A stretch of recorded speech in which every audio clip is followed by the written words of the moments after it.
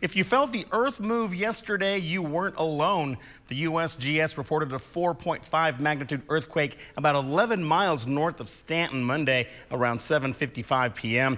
Now, we actually got phone calls and messages into our newsroom from viewers in Andrews, Big Spring, Midland, and of course in Stanton, all people who said they felt that quake.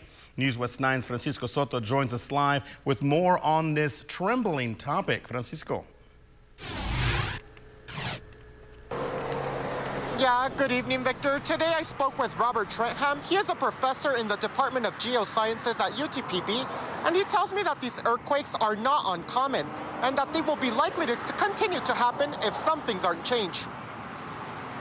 Another earthquake that could be felt for miles. In the last month, there have been earthquakes, like I said, by Garden City, Gardendale, Snyder, and Stanton.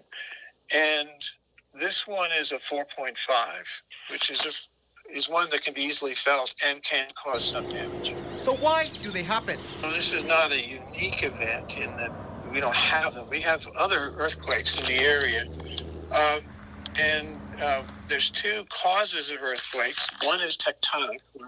That's basically the large plates of the earth sliding by one another, like you see in California.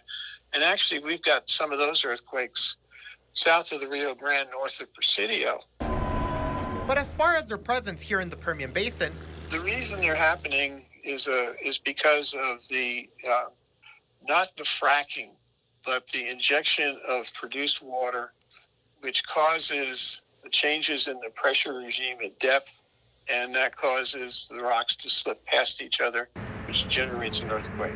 According to Professor Trentham, if the process is not controlled, then the area could mutate the same way other states have. Like it was in Oklahoma. They were doing the same thing that we're doing here, injection of produced water, but they were injecting closer to what we call the Precambrian rocks or the basement, where there were more faults. And so that was the rationale as why their earthquakes were more intense and more often. For now, the professor feels hopeful that the common occurrence of earthquakes does not stick around. Permian Basin oil and gas companies are trying to work with the regulators, the Railroad Commission, and with other companies who have ideas about how to ameliorate how much water they put in. And so, this is probably a problem that over time is going to be lessened by the work of all of the agencies and companies and researchers combined. And as we reported last week, the series of earthquakes that happened near Gardendale caught the attention of the Texas Railroad Commission.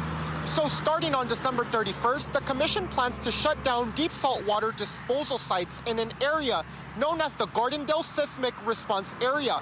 This is an area that spans out about 100 square miles of Midland and Ector counties, as well as a couple others. For now, reporting live in Odessa, Francisco Soto, News West 9.